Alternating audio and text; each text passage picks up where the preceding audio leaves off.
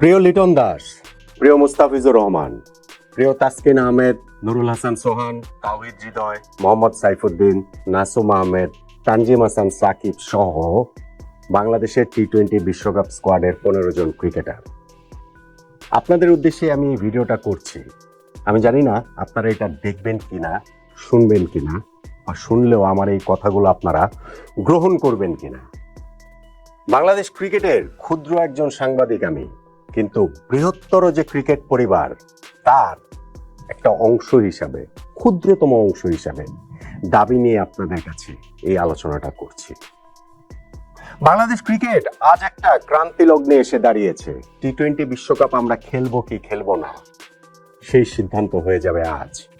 এই 22শে জানুয়ারি বাংলাদেশ ক্রিকেটের জন্য হয়ে যেতে পারে একটুর জন্য ক্রিকেট বাঁচিয়ে তোলার দিন, হয়ে যেতে পারে আমাদের ক্রিকেটটা চিরতরে মেরে ফেলার দিন, হয়ে যেতে পারে আমাদের ক্রিকেটের জন্য একটা কালো দিন।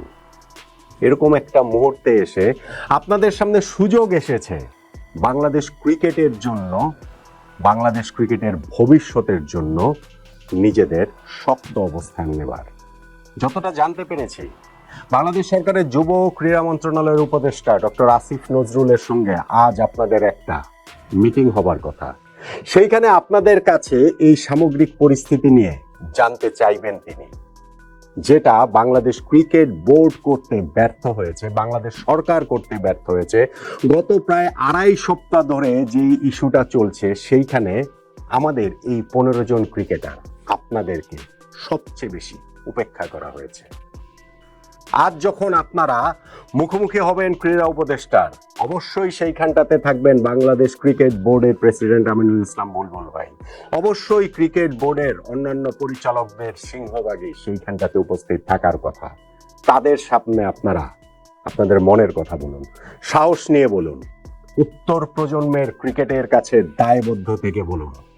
আজকের দিনে আপনাদের ভূমিকা বাংলাদেশ ক্রিকেটটাকে আলোর পথ দেখাতে পারে, তা না হলে এদেশের ক্রিকেট অন্ধকারে ডুবে যেতে পারে চিরতরে। প্রিয় লিটন দাস, আপনি সেদিন প্রেস কনফারেন্সে এসেছিলেন এবং আপনার সেই প্রেস কনফারেন্সে উপস্থিত থেকে আমার গায়ে কাঁটা দিয়ে উঠেছিল যখন আপনি বলছিলেন যে একটা প্রশ্নের উত্তর দেওয়াটা আপনার জন্য সেফ না, সেফ না, সেফ না। আজ আপনি সেফ থেকে নির্ভয়ে ডক্টর আসিফ নজরুলের সামনে আপনাদের কথা বলুন, আপনার দলের কথা বলুন, একটা বিশ্বকাপের অর্থটা কি আপনাদের ক্রিকেটারদের জন্য সেই কথাটা বলুন, নির্ভয়ে বলুন, সশব্দ উচ্চারণে বলুন, জোর গলাতে বলুন, যেন আপনার কথা, দলের নেতা হিসাবে আপনার কথা পুরো বাংলাদেশের কথা হয়ে যায়। প্রিয় মুস্তাফিজুর রহমান, সেই দিন একটা প্রেস কনফারেন্সে আপনার দুটো শব্দই হাসির রোল তুলেছিল। ওই যে ক্রিকেটাররা যখন আন্দোলন করছে তাদের সম্মান রক্ষার্থে, সবার প্রতিনিধি হয়ে তো আপনিও সেইখানটাতে ছিলেন অন্য সবার সঙ্গে, এবং যখন আপনাকে আরো একজন আপনার কলিগ এই বিষয়টাতে কথা বলতে বললেন, আপনি খুবই স্বল্পভাষী, শুধু আপনি বলেছিলেন যে না ঠিক আছে ঠিক আছে, বলেই তিনি আপনার এই কথাতে আমরা এসে উঠেছিলাম সবাই। ঠিক নেই প্রিয় মুস্তাফিজ, বাংলাদেশ ক্রিকেট এই মুহূর্তে ঠিক নেই। আপনি কথা বলুন, আপনি স্বল্পভাষী হলেও বলুন, আপনি স্পষ্ট করে আপনার অবস্থানটা জানান দিন। আপনাকে নিয়েই যেহেতু এই এত শোরগোল হয়ে যাচ্ছে, দুই দেশের রাজনৈতিক দুষ্টু চক্র যখন আমাদের ক্রিকেটটাকে বলির পাঠা বানাচ্ছে, তখন প্লিজ আপনি আর চুপ থাকবেন না। আজকে ক্রীড়া উপদেষ্টার সকাশে আপনি কথা বলুন। প্রিয় সাইফ হাসান, এই দলটার ভাইস ক্যাপ্টেন আপনি বোঝান ক্রীড়া উপদেষ্টাকে আপনার জীবনের কথা দিয়ে, ক্রিকেটটা বেছে না নিয়ে যদি অন্য কোনো প্রফেশনে যেতেন তাহলে আরো কত কিছু হতে পারত, কিন্তু আবেগের জায়গা থেকে এই ক্রিকেটটাকে আপনি বেছে নিয়েছেন, যেই আবেগটা বিশুদ্ধ আবেগ, পুরো বাংলাদেশের কোটি কোটি কিশোর তরুণের, শিশুদের বিশুদ্ধ আবেগ। এই আবেগটা নিয়ে রাজনৈতিক নেতাদের খেলতে দিয়েন না, বোঝান।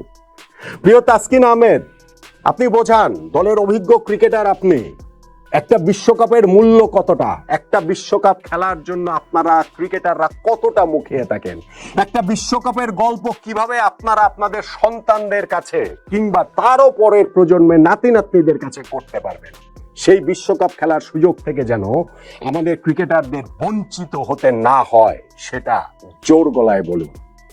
প্রিয় নুরুল হাসান সোহান, সেই দিন প্রেস কনফারেন্সে আপনি বলেছিলেন না, আমাকে যদি স্যাক্রিফাইস করতে হয় দেশের ক্রিকেটের জন্য, তাহলে আমি করব, যা কিছু করতে হয় সেটা করব। আপনি জোর গলায় সেই দাবির কথাটা তুলুন, ক্রিকেটের স্বার্থের কথাটা বলুন, ক্রীড়া উপদেষ্টাকে বলুন যে আপনারা এই দেশের মানুষ সোশ্যাল মিডিয়া থেকে শুরু করে অন্যান্য জায়গায় যেভাবে বলেন যে টাকার জন্য ক্রিকেট খেলেন, সেটা নয়, আপনারা আবেগের জায়গা থেকে ক্রিকেট খেলেন। টাকা তো সব পেশাতেই রয়েছে, আবেগ রয়েছে কতগুলো পেশায়, সেই জিনিসটাকে আপনি স্পষ্ট করে তুলে ধরুন।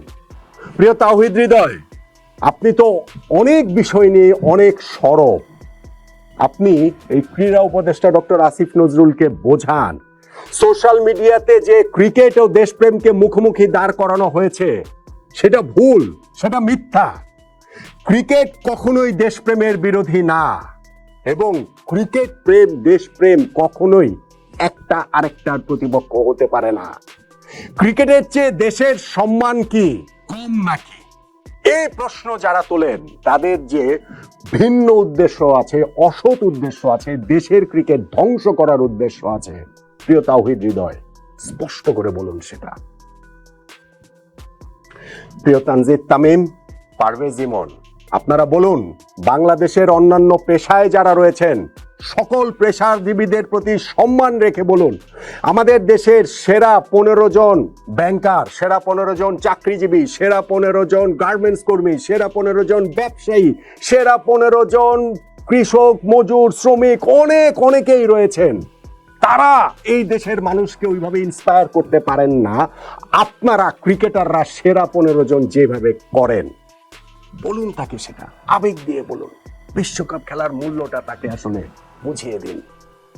প্রিয় মোহাম্মদ সাইফুদ্দিন, শামীম পাটোয়ারি, আপনারা আমাদের এই ক্রীড়া উপদেষ্টার সঙ্গে এই মিটিংটাতে জোর গলাতে সেটা বলুন, আপনারা কিভাবে জেনারেশন টু জেনারেশন ইন্সপায়ার করেন, কিভাবে আপনারা আপনাদের এলাকার মানুষদেরকেও ইন্সপায়ার করেন, কিভাবে আপনাদের দেখে অন্যান্য শিশু কিশোররাও ক্রিকেটার হতে চায়, আপনারা সেটা বলুন। সেই পথটা যেন রুদ্ধ না হয়ে যায়, সেই জিনিসটা ভালো করে বোঝান।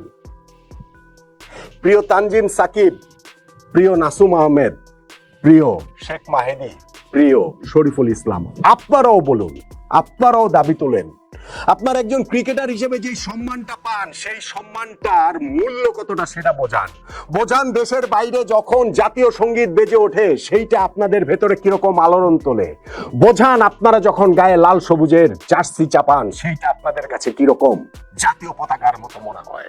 দেশের সম্মানের জন্য যে আপনারা লড়াই করেন, আমাদের ক্রিকেটাররা যে লড়াই করেন সেইটা বলুন। বিশ্বকাপে, বিশ্ব মঞ্চে সেই লড়াইয়ের সুযোগ থেকে যেন আমাদের ক্রিকেটারদের বঞ্চিত করা না হয় সেটা আপনারা বলুন। আপনাদের সর্বোচ্চটা দিয়ে বলুন, আপনাদের সর্বস্বটা দিয়ে বলুন। হয়তোবা কাজ হবে না, হয়তোবা তাতেও বাংলাদেশের বিশ্বকাপ খেলাটা হবে না, কিন্তু আপনারা নিজেদের বিবেকের কাছে দায়মুক্ত থাকতে পারবেন, আপনারা ইতিহাসের দায়বদ্ধতা থেকে মুক্তি পাবেন। আমরা জানবো আমাদের ক্রিকেটাররা, আমাদের এই 15 ক্রিকেট বীর ক্রিকেট সংসপ্তক হয়ে উঠেছিল, যারা নিশ্চিত পরাজয় জেনেও লড়াই করে গেছে তাদের নিজেদের জন্য, নিজেদের সম্মানের জন্য, উত্তর প্রজন্মের সম্মানের জন্য, পুরো বাংলাদেশ সম্মানের জন্য। আপনারা বলুন, আপনারা মন খুলে কথা বলুন, এবং তারপরেও যদি কাজ না হয় নিজের বিবেকের কাছে স্পষ্ট আপনারা থাকতে পারবেন। আপনাদের সামনে সুযোগ এসেছে ক্রিকেট বীর থেকে ক্রিকেট সংসপ্তক হয়ে ওঠার, আমাদের জন্য এই কাজটুকু আপনারা করুন, আজকের দিনে করুন, নিজেদের সবটুকু দিয়ে করুন। প্রিয় লিটন দাস, তাসকিন আহমেদ, সাইফ হাসান, তানজিম সাকিব সহ আমাদের যে 15 ক্রিকেটার, আপনাদের কাছে এটি আমার অনুরোধ, বাংলাদেশের বৃহত্তর ক্রিকেট সমাজের ক্ষুদ্র একজন হিসাবে এইটুকুই আমার অনুরোধ। প্লিজ প্লিজ বাংলাদেশের ক্রিকেট বাঁচানোর জন্য সেই চেষ্টাটা আপনারা করুন।